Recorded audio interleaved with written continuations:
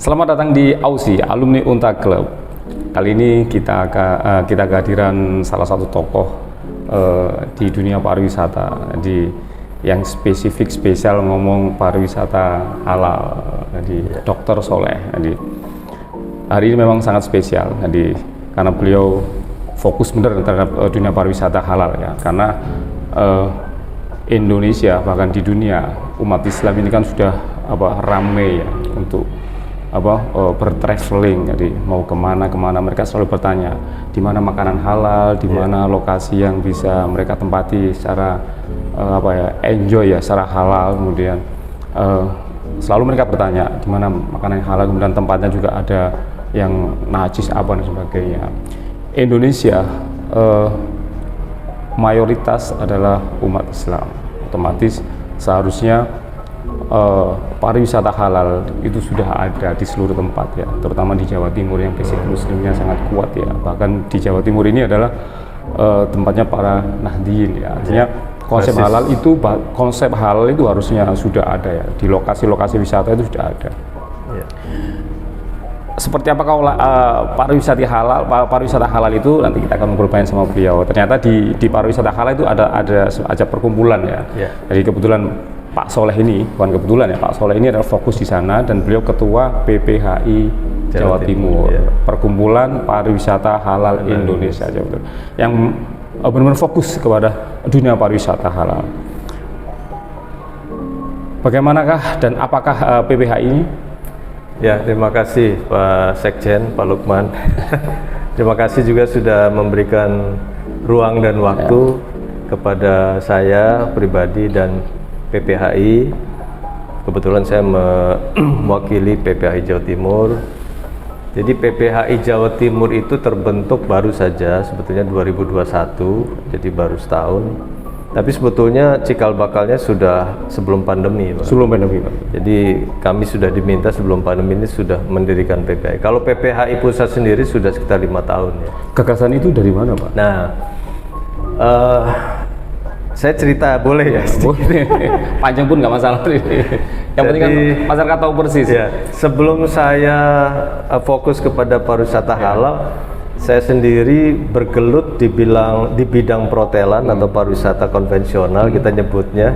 Itu kurang lebih sudah 30 tahun lebih. 30 tahun lebih. Saya awal bekerja itu mungkin sebagian kameramen atau admin belum lahir. Tahun 88 saya udah bekerja, walaupun masih berupa part time ya. Itu memang saya kuliah waktu itu khusus di bidang perhotelan. Di perhotelan. Iya, kemudian kerja tahun 88, 90 resminya. Kemudian saya purna tuh tahun 2019. Tapi purna sebagai karyawan atau manajemen. Nah, kemudian saya setelah purna dini, kemudian saya mendirikan usaha operator dan konsultan hotel syariah. Konsultan hotel syariah. Salah satunya hotel yang kita kelola adalah Hotel Namira. Hotel Namira di area Masjid Al-Akbar. Di ini ya, sebelah selatan Masjid Al-Akbar ya, Hotel Namira. Sampingnya ada restoran itu. Ya. Nah, itu hotel bintang 3 yang pertama dan terbesar mungkin di area situ ya. Nah, kenapa saya beralih, kalau istilah zaman sekarang hijrah kepada lagi trennya sekarang seperti itu. Hijrah, pakai bahasa istilahnya hijrah ya. Karena saya selama 30 tahun ya mengelola hotel dan bergelut saya 2014 2014 saya ketua Perhimpunan Hotel dan Restoran Indonesia Jawa Timur. Oh gitu. Iya. Kemudian saya hijrah ke Jakarta karena tugas mengelola grup gitu, ya, dengan berbagai benefit dan tapi juga dengan berbagai tantangan dan masalah. Di sana saya 2016 saya merasa ada yang lebih baik. Saya tidak mengatakan hotel atau pariwisata konvensional itu tidak baik, tapi menurut saya pariwisata halal lebih baik. Wih, Nah, karena mungkin pengaruh umur kali ya, semakin bijak, semakin bijak ya, semakin tambah umur semakin Iya. bijak gitu. Ditambah saya merasa kok dengan saya beralih ini kok ada rasa muncul lebih tentram. Oh, lebih enjoy gitu ya, Lebih enjoy, lebih bisa nyaman. menikmati ya, nyaman ya. Dan saya Ada terus perasaan terang ya gitu. Pak Lukman ya, Iya. saya kan di Jakarta itu seluruh fasilitas dimiliki lah. Ya sebagai seorang CEO, ya walaupun tetap pegawai, walaupun direktur tapi tetap pegawai kan. Saya merasa ada yang seperti apa gitu ya. Nah nanti mungkin ini untuk episode selanjutnya saja kita mengupas kira-kira bagaimana sih pengelolaan pariwisata yang halal. Saya sedikit mengupas sedikit ya.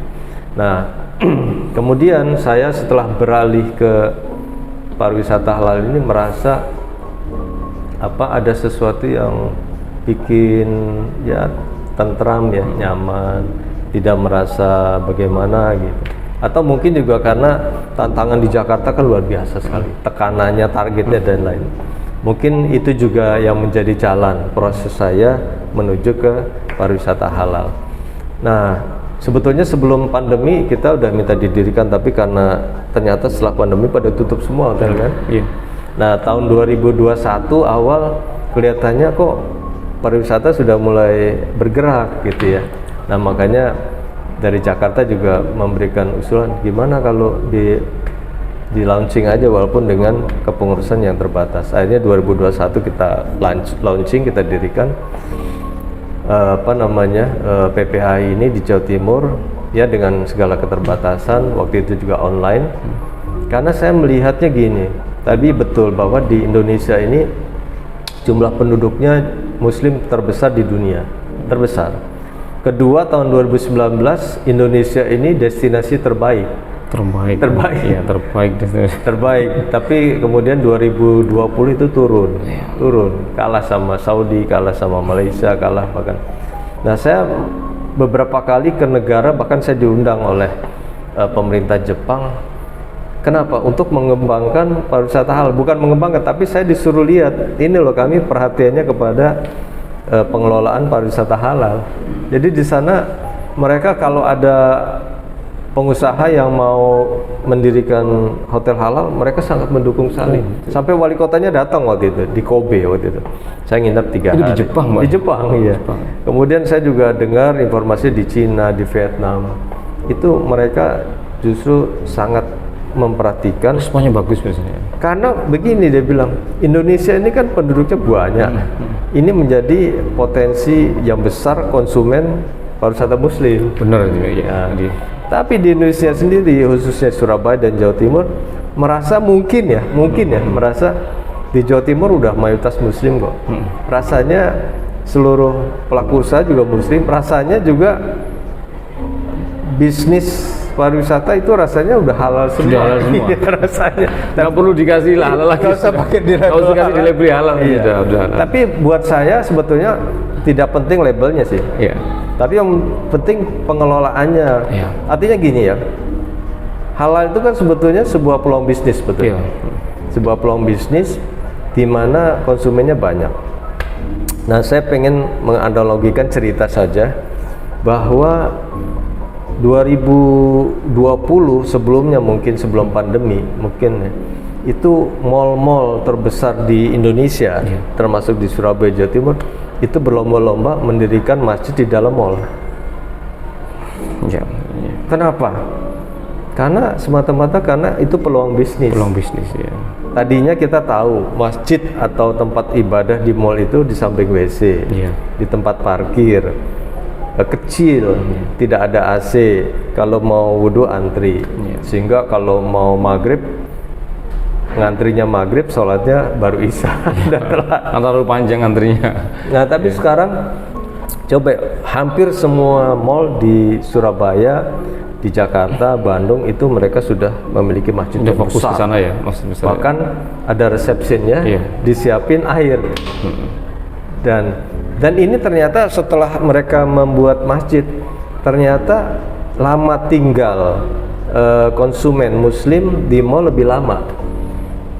Kalau mereka lebih lama tinggal di mall, artinya potensi mereka belanja, minimal makan itu akan lebih banyak, lebih tinggi. Artinya tenan-tenan yang ada di mall itu juga ada jaminan terbeli. Pertanyaannya, apakah yang punya mall itu Muslim? Bukan.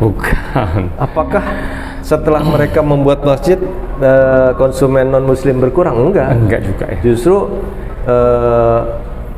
wisata atau pariwisata halal ini justru menambah segmen market yang ada.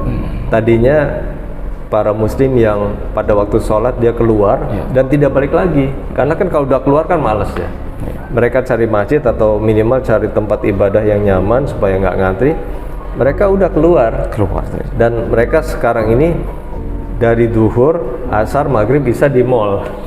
Kalau bisa sehari semalam di mall. Kalau subuh dibuka mungkin sampai subuh di mall. Saking nyamannya. Jadi fasilitasnya semua ada. Mau semuanya sholat bisa ada. Sampai kajiannya pun ada disiapin. Luar biasa. Jadi salah satu mall di Surabaya dan juga mungkin terbesar itu mendeklarasikan dia memiliki masjid di dalam mall terbesar di Indonesia. Karena memang besar. Di Surabaya termasuk ada.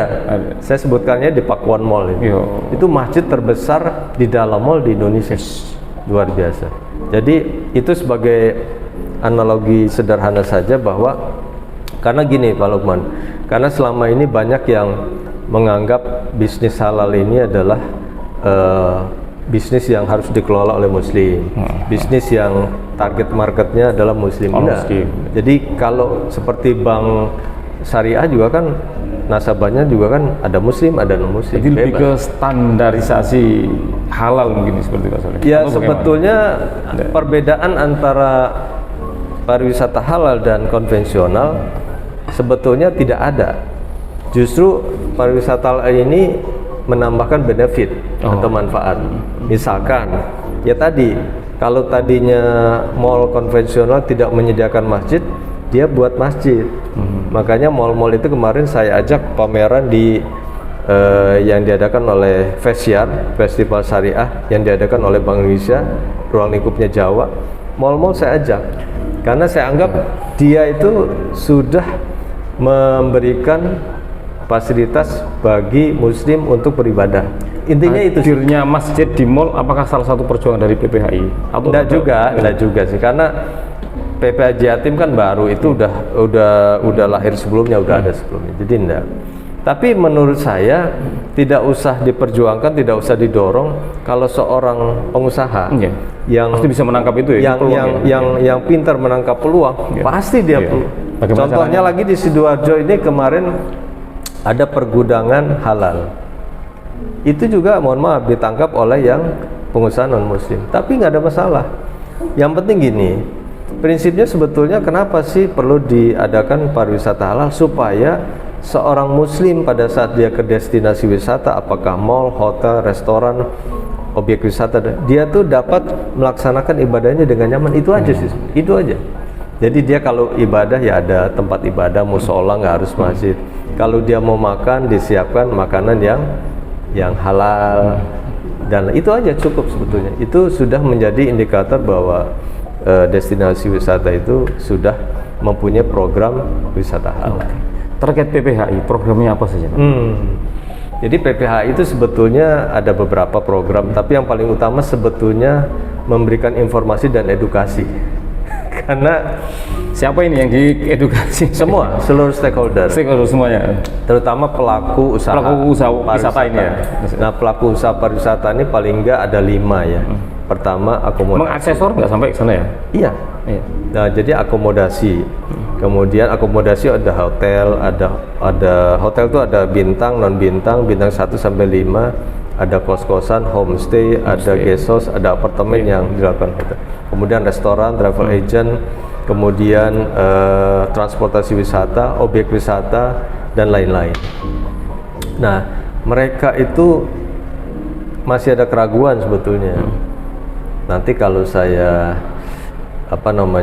melabelkan menjadi hotel halal atau pariwisata halal, nggak ada yang nginep, nggak ada yang datang. Padahal sebetulnya udah dibuktikan di Jakarta ada satu brand yang tadinya masih semi, sekarang udah full halal, malah meningkat. Malah meningkat. Jadi memang ukuran sukses suatu usaha kan sebetulnya bukan semata-mata karena kinerja keuangannya meningkat ya. Tapi bagaimana si yang punya itu lebih berkah, dapat rezekinya, kemudian lebih tentram, lebih tenang. Begitu juga konsumennya. Pak Lukman mungkin kalau ditanya sama istrinya, "Pak, nginep di mana?" "Oh, di Hotel Namira Syariah." Pasti lebih tenang dibandingkan tinggal di hotel di mana ya, apalagi kalau bintang apa gitu ya. Iya. Waduh. Karena image-nya kan kalau hotel syariah nggak mungkin lah ada cewek-cewek berkeliaran, apalagi yang pakai pakaiannya yang tidak. Iya. Pasti resepsionnya juga tutup aurat, ya kan, tamu-tamunya juga. Ada dua pasangan lawan jenis pasti ditanya ini. Iya. Resmi apa enggak? Betul. Jadi misalkan Pak Lukman coba-coba bawa yang bukan istri, pasti nggak bisa, karena ada prosedur yang tidak memungkinkan untuk bawa yang bukan mahram. Kurang lebih seperti itulah Pak. Jadi ada jaminan aman ya. Aman dan tentram ya. Kalau aman sih semua aman, baik konvensional juga aman, halal juga aman. Tapi tentram ini kan soal hati, ya kan? Tentram ini soal hati, iman ya. Hingga saat ini gerakannya apa ya PPHI? Jadi programnya sebetulnya pertama satu utamanya saat ini. Ya, informasi sama edukasi. Kedua, kami ini ingin mendorong sertifikasi produk halal ini berjalan dengan baik. Terus terang sampai sekarang ini kecuali UMKM ya, karena program pemerintah memang memberikan gratis untuk sertifikasi UMKM. Tapi bagi pelaku usaha menengah ke atas itu masih banyak yang belum ya. Mungkin butuh peran pemerintah ya. Ya, jadi pertama butuh dukungan pemerintah, kedua butuh kesadaran para pelaku usaha ya. Karena mereka pikir buat apa sih label-label halal, mau aku udah laku, ya kan? Tapi jangan lupa tahun 2019 itu sebetulnya diwajibkan bagi yang memang produknya halal itu wajib melabelkan halal. Cuma memang diberikan waktu 5 tahun. Berarti 2024 harus itu tidak ada toleransi lagi. Udah nggak ada toleransi, harus selesai semuanya 2024 kan, ini. Saya juga waktu 2019 masih lama, tapi ternyata sekarang udah 2022. Berarti 2 tahun lagi nggak terasa. Nggak terasa. Jadi harus misalkan Iqbal Untak nanti membuka toko ya, atau membuka kafe atau apalah kantin. Kalau yang dijual itu halal harus ada label halal. Iya. Kalau tidak ada labelnya juga tidak halal. Oh begitu. Berarti ada 2 pilihan ya. Ada dua pilihan. Itu sangat beresiko buat. Jadi gini, itu fungsinya apa? Manfaatnya buat konsumen. Iya. Buat konsumen, nyaman ya. Jelas. Ya. Masuk Jadi kejelasan informasi akan halal atau tidaknya yang dijual jelas. Jadi tidak ada lagi begitu sudah selesai makan ternyata diberitahu kalau ini ada kandungan. Kalau enggak ini ada bagian tidak ada halal, campur jadi satu. Campurnya jadi satu. Betul.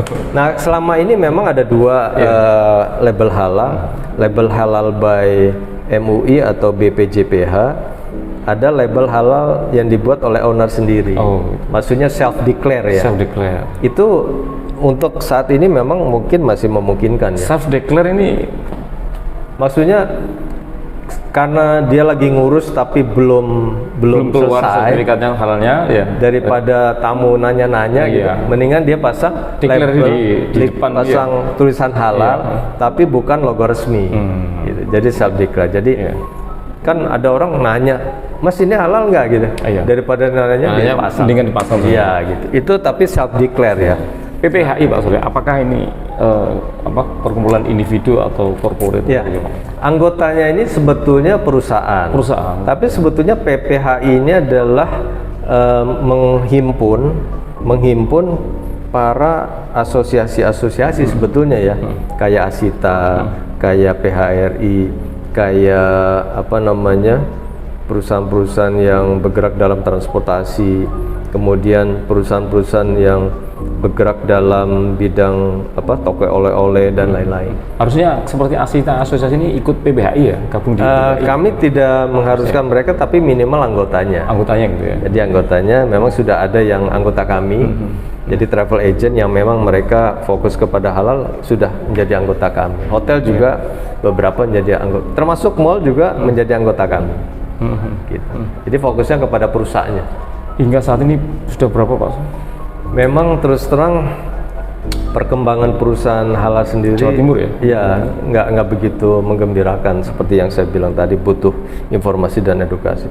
Jadi belum banyak, kami belum lebih dari 50. Targetnya? Ya targetnya sih sebetulnya 100 ya. 100 sampai 200 ya. Karena kami juga melihat masih jauh perjalanan Pak. betul, peluang ini sebenarnya besar tapi kok sayangnya nggak dimanfaatkan gitu. Eman gitu ya. Jadi Padahal sebenarnya itu bukan pembatasan, tapi sebenarnya ini tambahan manfaat. Iya, tambahan manfaat ya. Nah itu yang perlu informasi dan edukasi. Nah salah satu medianya adalah melalui channel YouTube Iqbal Untak. Mungkin ya ketika di statistik ya para pengunjung di hotel dilihat dari apa KTP-nya, mungkin mayoritas juga Muslim sepertinya. Betul. Laki dan perempuan juga mayoritas Betul, Muslim. iya. Walaupun mereka tidak berhijab apa sebagainya. Betul, Muslim, betul. Artinya ketika ini ada label di depan ya, atau standar halalnya ada masjidnya, bahkan dipisah ini tempat sholatnya laki dan perempuan, bahkan apa standar toiletnya juga. Itu kan lebih enjoy dan lebih nyaman. Kelihatannya harus ada keberanian dari pelaku usaha terutama ya. Karena yang paling dilirik di PPHI apa sebenarnya dari destinasi wisata itu? Yang paling dilihat bahwasanya ini harus ada dan ini harus yang membedakan antara yang biasa yang sama. Pertama objek wisata ya. Objek wisata contohnya Bromo saja. Bromo itu ya kami termasuk juga yang mengusulkan. Tapi di sana kan campur bule dan sebagainya. Bukan. Yang harus pakai celana. Masalahnya dulu itu belum ada fasilitas ibadah. Jadi orang kan Bromo itu kan datang jam 3. Jam 4 kan subuh. Oh iya, di Menanjaan itu ya. Tapi kita sholatnya di mana? Airnya susah. Iya. Sholatnya di pos. Di pos, benar. Nah, alhamdulillah tahun ini sudah didirikan tempat sholat, musola itu CSR-nya siapa lupa saya. Ada perusahaan, saya kira bagus itu. Bank Syariah mungkin BSI. Itu sudah walaupun tidak besar tapi paling tidak memang khusus itu orang sholat. Kalau pos itu kan bisa untuk orang tidur, bisa untuk orang ngobrol dan lain-lain. Sekarang alhamdulillah ada. Nah kami melihat sih sebetulnya di sebagian besar objek wisata di Jawa Timur sih sudah punya menyediakan fasilitas ibadah. Karena sebetulnya itu harusnya pengelola nggak usah disuruh juga, uang itu kebutuhan. Iya, ya. kebutuhan. Jadi orang kalau sulit nyari tempat ibadah, padahal yang datang itu 80% itu orang Muslim, kan itu membuat pengunjung nggak nyaman. Iya, nyaman. Iya kan nggak nyaman. Mungkin akan sebentar ya. Iya. Nah seperti tadi, contohnya lah di mall dulu orang susah nyari tempat sholat, tapi sekarang disiapkan masjid besar. Pakai AC, dikasih air mineral, air panas, air dingin, luar biasa. Bahkan Jumat pun udah nggak ketakutan lagi. Betul, Jumat mau ada. Jumat bisa di mall itu. Kajian pun ada. Iya, kajian juga luar ada. Biasa. Jadi memang waktunya saat ini momentum mungkin ya berubah. Yang tadinya menganggap memang awalnya halal atau pariwisata syariah ini menjadi momok Pak Lukman. Kenapa? Karena kesannya orang kalau yang ada label halalnya atau syariah itu mesti kumuh. Kemudian ini tantangan berarti. Iya. Kemudian repotnya di mana? Menyusahkan ya. Contohnya kalau hotel kan harus dipastikan kalau laki perempuan tuh dia memang pasangannya yang resmi. Itu repot. Kemudian selain kumuh, repot tadi tidak profesional. Iya, dianggapnya, makanya ini butuh seorang pengusaha yang punya modal besar. Ini mendirikan hotel halal atau Muslim friendly bintang 5, Pak. Tapi sebenarnya kalau ini ya check in ya, sebenarnya kan lebih nyaman ya untuk family ya. Oh iya, ini suami saya memang benar-benar bekerja dan ke sana aman, karena di hotel sudah melakukan seperti, artinya kelihatan profesionalismenya seperti itu. Dan keluarga juga ketika mau, ayo kita mau nginep di mana, pasti dia akan pilih yang saya nginep di sana nyaman. Ya, tapi tergantung tujuan menginapnya. Kalau tujuan nginap yang betul-betul nginap dan bawa keluarga, ya memang paling nyaman di hotel syariah. Dengan pemerintah perjalanannya PBI bagaimana? Ya, alhamdulillah kita sudah bertemu dengan Kepala Dinas Pariwisata Jawa Timur, kemudian dengan Kepala BI, Nanti mungkin kita dengan gubernur sebentar lagi dan wali kota, gimana caranya kita. Nah ini satu lagi, saya ingin mengusulkan kepada wali kota dan gubernur tuh contohlah Bali. Kalau kita ke Bali, kita satu hari dapat 3 sampai 5 destinasi. Kenapa? Karena memang antara kabupaten mereka sudah integrasi. Terintegrasi ya, koneksi. Ya, karena memang geografinya juga memang mereka nggak terlalu luas. Jawa Timur satu hari kalau kita ke Bromo cuma dapat satu. Itu pun harganya mahal. Jadi di Bali itu bandingannya harganya lebih murah, dapatnya lebih banyak destinasi dan nyaman. Kan anak-anak muda sekarang kan kenapa online itu laku? Iya. Karena dengan harga yang lebih murah mereka dapat lebih banyak. Dapat lebih banyak. Ketimbang dia misalkan ke mall harus keluar parkir, bensin dan lain. Tapi kalau dia online harganya lebih murah. Sehingga dia bisa lebih banyak dapatnya. Lebih banyak dapatnya. Itu yang dipilih. Nah, jadi memang kita ini harus sinergi ya, kerjasama. Jadi jangan ada egosentris kabupaten ini, kabupaten. Misalkan saya usulkan Surabaya Raya aja, Surabaya, Madura, Sidoarjo, Gresik. Itu paling nggak mereka punya destinasi saling melengkapi. Sekarang ini kan masing-masing. Jadi perlu kerjasama lah. Nah itu mungkin gubernur yang bisa mendorongnya. Ya. Karena kalau kita tanya wali kota ini, mereka pasti nggak bisa ini. Tamu saya ini harus ke sini gitu. Iranya gubernur harus ngatur ya semuanya. Kalau di Bali kan enggak, di Bali enggak. Silakan, dia hanya menyediakan paket yang menarik, silakan konsumen memilih. Iya. Tapi sudah integrasi. Ya. Begitu datang mau dibawa kemana? Betul.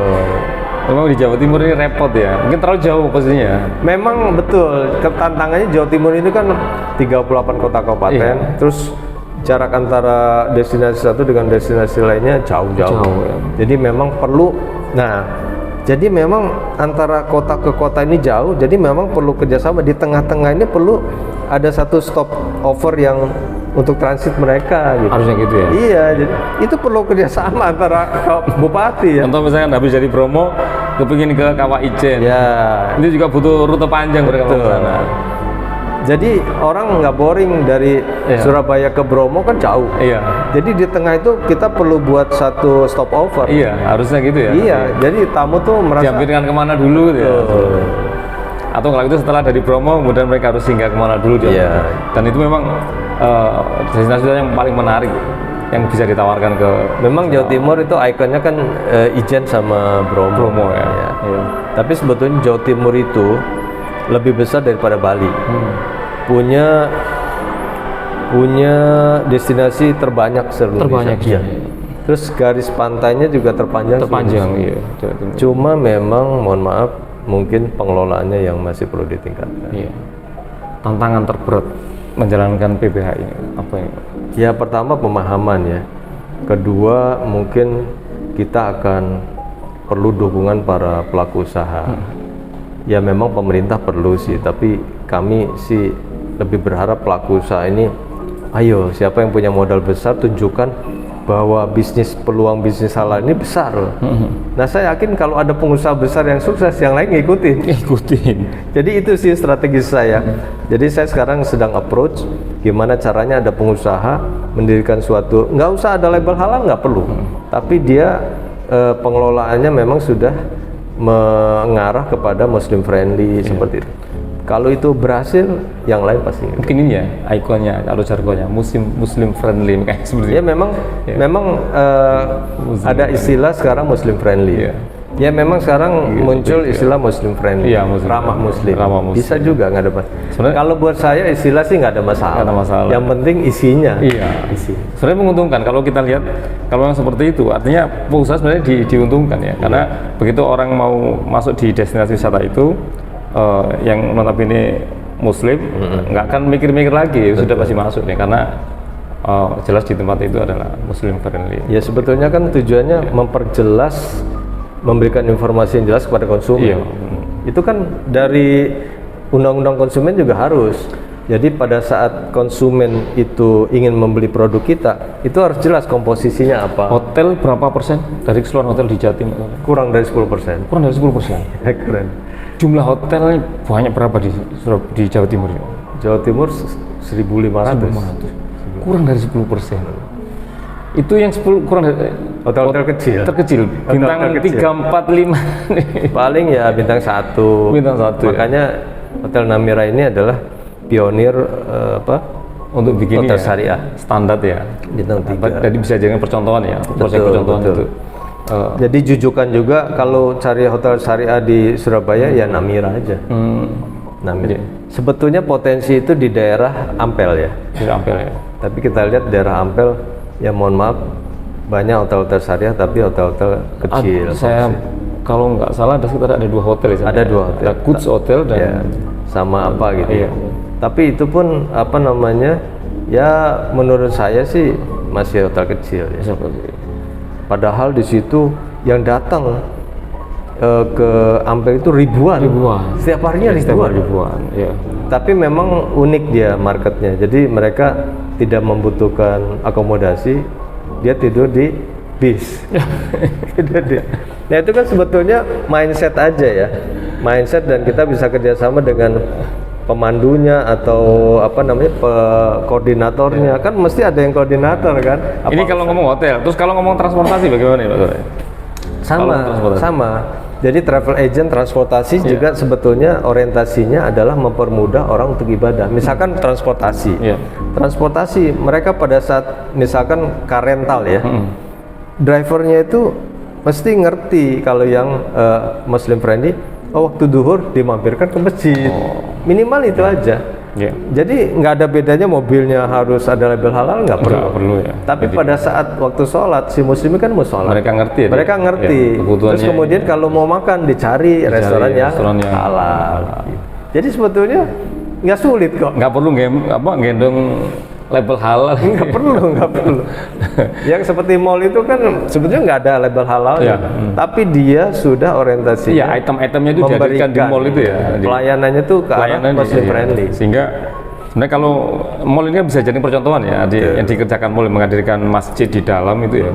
Artinya ketika orang mau ke mall hari Jumat sudah mikir lagi nggak apa-apa, nanti bisa sholat Jumat di masjid itu di mall itu karena mempermudah orang untuk ibadah. Apalagi sama familinya, jadi ibunya jalan-jalan, bapaknya sholat Jumat dan harus keluar dari mall itu untuk cari masjid. Saya beberapa kali seperti itu, istri saya makan, saya sholat Jumat, saya selesai sholat Jumat, istri saya sholat dulu. Gitu. Lebih menguntungkan kalau bisa lebih mempermudah lah, dan kayaknya itu kan dapat perjuangan terberat dari PPHI ya untuk bagaimana cara masyarakat dan terutama ini ya para pengusaha paham soal perjuangan untuk friendly muslim friendly ini tidak menakutkan. Sebenarnya muslim friendly itu tidak menakutkan. Namanya juga kan ramah muslim kan? Ramah muslim, tapi bukan ramah muslim bukan berarti untuk orang muslim atau tidak, tapi artinya ramah terhadap orang muslim, artinya bisa dipakai untuk semuanya. Iya, artinya ramah atas kebutuhan muslim untuk ibadah. Itu aja sih sebetulnya. Yang lainnya sama semua, nggak ada bedanya. Dan barangkali harus pakai, kalau mau masuk pakai bismillah. Enggak seperti itu. Kalau itu kan masing-masing kan individu. Masing-masing individunya kalau seperti itu. Kemudian ada tulisan Arabnya apa enggak seperti itu. Enggak seperti itu. Ya ini salah satu upaya memberikan informasi dan edukasi bahwa kesan atau mindset tentang halal atau syariah itu tidak semenakutkan. Target ke depan. Ya sebetulnya tujuan kita yang paling, ini kan sudah mulai ramai ya setelah PPKM pandemi sudah mulai menyusut ya, menurun hampir sebetulnya sih targetnya bukan berapa jumlah hotel yang menjadi label syariah atau halal, tapi kita nih pengen punya tujuan lebih besar, gimana caranya agar halal ini menjadi lifestyle. Ini yang menarik ya. Iya, gaya hidup. Halal bisa menjadi lifestyle, bisa menjadi gaya hidup. Seperti saat ini ya. Sebenarnya fashion tuh udah seperti fashion ini ya. Fashion ini sudah menjadi lifestyle. Hijab tuh udah menjadi lifestyle. Iya. Jadi orang sudah nggak malu lagi pakai hijab ya. Bahkan sudah kelihatan fashionnya, modifikasi apa dan sebagainya sudah bisa. Kami pengen menjadi lifestyle. Jadi dimanapun seorang muslim berada, mereka tuh nggak khawatir, apalagi di gaun manten ya. Itu menjadi nggak perlu malu lagi pakai hijab apa dan sebagainya. Kalau dulu masih separuh hati. Ada dua sebab, pertama malu, kedua sulit ya menggunakannya. Atau terlalu kos produksinya. Bukan, maksudnya sulit. Misalkan dia mau sholat tapi nggak ada tempat sholat, misalkan. Itu kan sulit fasilitasnya. Ada orang ada tempat sholat tapi memang karena dia juga nggak mau repot. Nggak mau repot. Nah kalau sudah menjadi gaya hidup, ya insya Allah dimanapun, kapanpun, dengan siapapun dia pasti berperilaku sebagai seorang muslim. Apakah pernah ada masyarakat yang curhat mengeluh ketika dia menemukan atau dia pernah mengalami apa dalam sebuah perjalanan gitu yang seharusnya dia oh ya ini waktunya sholat nih, kok waktunya pendek sekali, istirahatnya 5 menit atau 15 menit sehingga dia nggak sempat dan itu biasanya atau pengalaman yang lain itu biasanya transportasi umum gitu, bis-bis ya, transportasi umum, bahkan mereka nggak peduli karena kesadarannya dia bilang, wah sholat kan bisa dijamak misalkan dan lain-lain. Tapi paling nggak ditanya, ya kan, ada yang mau sholat nggak? Toleransinya ini. Ya, kalau ada yang sholat dia berhentilah. Iya. Wong kalau ada orang mau ke toilet, misalkan mau buang air kecil juga dia berhenti. Ini sholat kewajiban, masa nggak mau sih? Nah, tapi sekarang ada, saya dengar ya, pernah dengar salah satu PO bis itu tadi mentraining drivernya, dia harus tahu waktu sholat dan diberhentikan dihampirkan di masjid ya.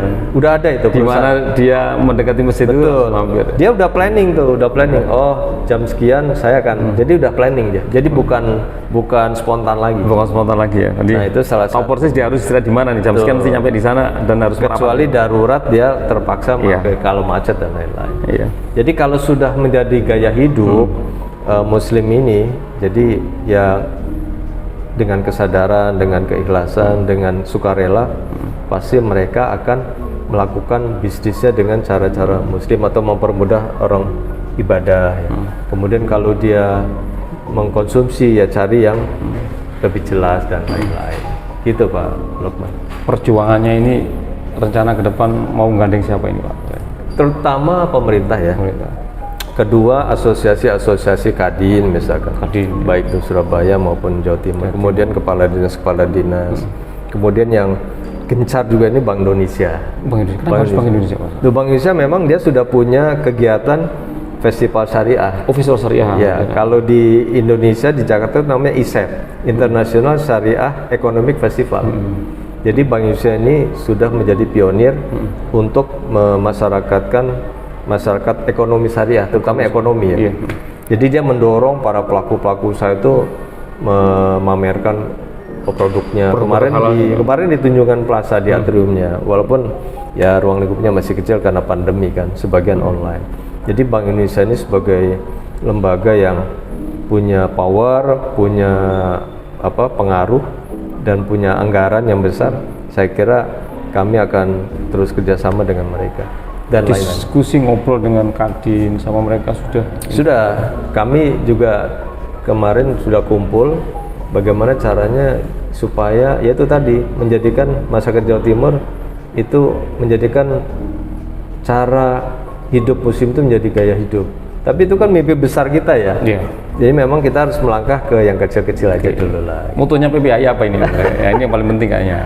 Ini kan terkait sama perjuangannya PPAI. Iya tadi motonya agar menjadi lifestyle gaya hidup muslim. Mudah-mudahan. Bagaimana caranya menjadi gaya hidup ya. Urusan seperti ini. Muslim friendly, kayaknya menarik ini. Nah, untuk saya punya juga sebetulnya informasi dan edukasi, tapi mungkin ini untuk episode selanjutnya saja.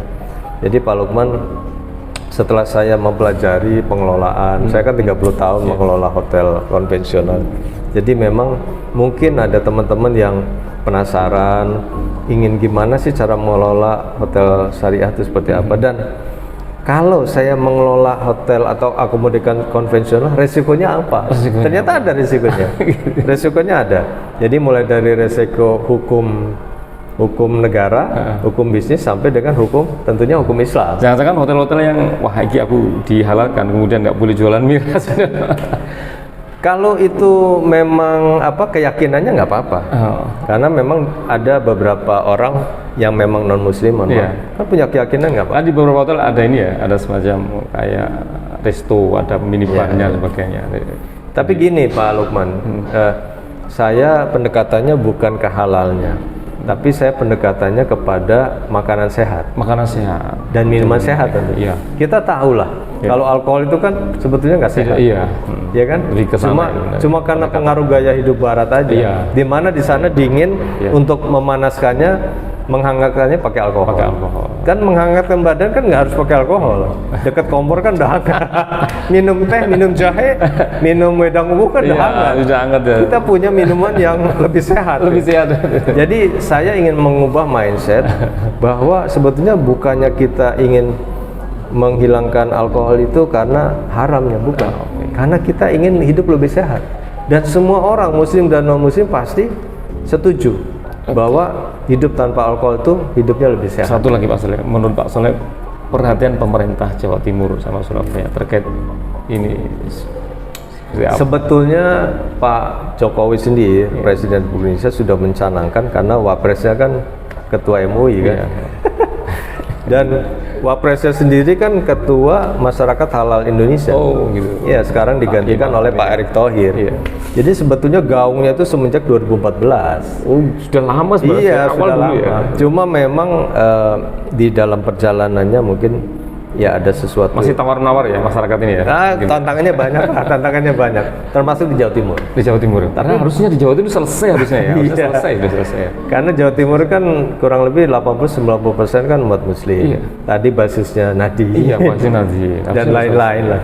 Tapi memang yaitu tadi kesadaran untuk menjadikan halal itu bisnis peluang yang besar belum dimanfaatkan. Mungkin butuh perang ormas mungkin Pak, seperti Muhammadiyah, NU, ormas yang mayoritas besar. Muhammadiyah itu sudah mendirikan halal center. Sudah. Jadi para kampus-kampus Muhammadiyah itu sudah punya halal center. Punya halal center ya. Tapi lebih kepada pendampingan, bimbingan untuk UMKM untuk mendapatkan Semacam sertifikat konsultan ya? halal. Oh, sertifikat. Ya, kurang lebih seperti itu. Jadi memang lebih ini sebetulnya problemnya ada di mindset sih. Nah ini yang perlu kita rubah, kan merubah mindset nggak mudah juga kan. Iya. Perlu waktu, perlu upaya. Jadi saya juga mungkin butuh. Jadi pemerintah harus ngasih ini ya. Alumni Iqbal Utak untuk sama-sama. Harus sering kampanye, kemudian pemerintah juga harus sering ini ya, menyampaikan kebijakan bahwasanya ini harapannya pemerintah. Iya. Jadi, masalah Saya pernah menjadi narasumber di IMA, Indonesian Marketing Association yang didirikan oleh Herman Kartajaya. Di situ hampir 99% audiensnya non-muslim. Makanya saya pakai tema halal bisnis, halal peluang bisnis yang besar. Halal is business. Halal bukan label halal dan haram, tapi halal is peluang bisnis. Pernah ngobrol dengan pengusaha non-muslim ngomong tentang halal haram. Buat mereka itu peluang dan itu udah dimanfaatkan. Tadi saya cerita di Sidoarjo itu ada area gudang halal, itu udah dimanfaatkan oleh mereka. Karena itu Apa gudang halal ya? Jadi gudang halal itu memastikan makanan, produk yang disimpan di situ halal. Kedua, peralatannya mereka sediakan yang halal. Kemudian prosesnya juga halal. Sehingga inputnya halal. Kalau yang konvensional mungkin outputnya tercemar karena mungkin ada bahan yang tidak halal. Tapi kalau pergudangan halal, mereka masukkan ke gudangnya secara halal barangnya, begitu keluar juga tetap terjaga kehalalan. Seperti itu. Sampai sekarang masih jalan? Ini masih proses pembangunan. Proses pembangunan ya. Pembangunan. Dan itu diambil, mohon maaf, bukan oleh pengusaha Muslim, tapi buat saya nggak ada masalah.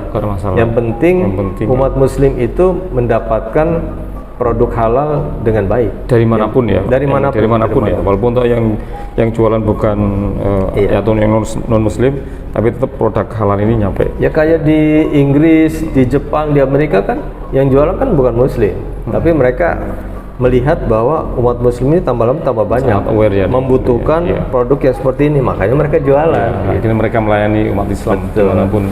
Idealnya kan itu diambil peluangnya oleh muslim. Kalau dia nggak menyediakan yang halal, otomatis mereka akan mampir ke sana. Cari tempat yang lain. Oke Pak Soleh, terima kasih banyak. Hari ini diskusi dengan Pak Soleh, nanti akan kita lanjut lagi lebih serius ya, lebih dalam mengupas tentang soal halal haram, terutama. Ya yang penting kenal dulu. Iya. Kan tak kenal maka tak sayang. PBAI, kayaknya kita perlu mengupas lagi sih, seperti apa sih PBAI? Ya ini logonya ini. Nah, ini logonya PBAI seperti itu. Jadi mudah-mudahan lebih banyak. Beliau ketua PBAI Jatim dan beliau seorang doktor, alumni Untak. alumni Untak. Saya mungkin mahasiswa yang paling setia di Paling Untak. setia. Karena Magisternya juga diambil dari Untak. enggak, saya dari S1, S2, S3.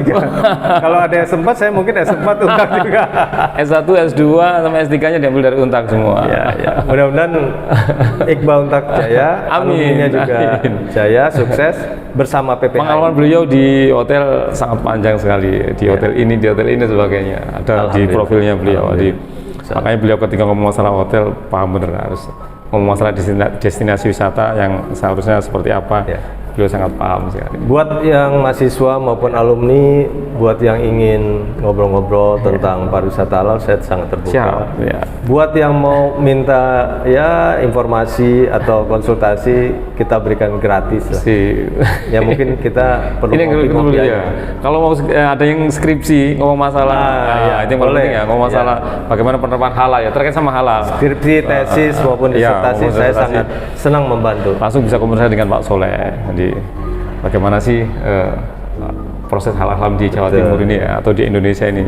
Mulai Karena dari memang masih makanan, ya. jarang diambil. Kalau destinasi wisata itu utuh ya, mulai dari makanan, kemudian fasilitas sama. Kalau destinasi wisata yang penting dia menyediakan fasilitas ibadah dan menyediakan makanan yang halal. Oh gitu ya. Jadi Itu ada aja. dua ikon yang paling Iya, dilihat ya, ini itu ya. saja. Ada tempat beribadahnya nggak ini ya. Iya. Kemudian makanannya ini Iya. seperti apa? Jadi nggak perlu masuk assalamualaikum, nggak perlu, nggak perlu masuk pakai pakaian muslim, nggak perlu, Nggak perlu pakai jubah. nggak perlu, nggak perlu.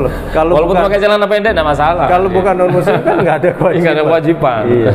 Jadi yang itu pun penting nggak ada yang melanggar. Wih, nggak pakai jubah nggak boleh Nggak boleh, masuk. nggak boleh, nggak Tidak ada seperti itu ya. Jadi yang penting Ya. menyediakan tempat ibadah untuk muslim dan menyediakan makanan yang halal. Gitu. Jadi PPHI sangat perhatian terhadap destinasi wisata apapun bentuknya. Jadi di sana akan diperhatikan apakah ada tempat untuk beribadah atau tidak. Kemudian kuliner di sekitar lokasi wisata itu seperti apa. Kalau di sana memang ada kuliner yang halal itu sangat menguntungkan buat pengunjung ya, dan juga buat pengusaha karena jaminan pengunjungnya akan bertahan lama di sana kalau ada. Ya. Terima kasih banyak Pak Soleh. Itu dari saya. Terima kasih. Alumni Untak Club Ausi, Iqbal Untak solid dan tangguh. Terima Yes. kasih banyak. Terima kasih. Wassalamualaikum warahmatullahi wabarakatuh. Waalaikumsalam warahmatullahi wabarakatuh.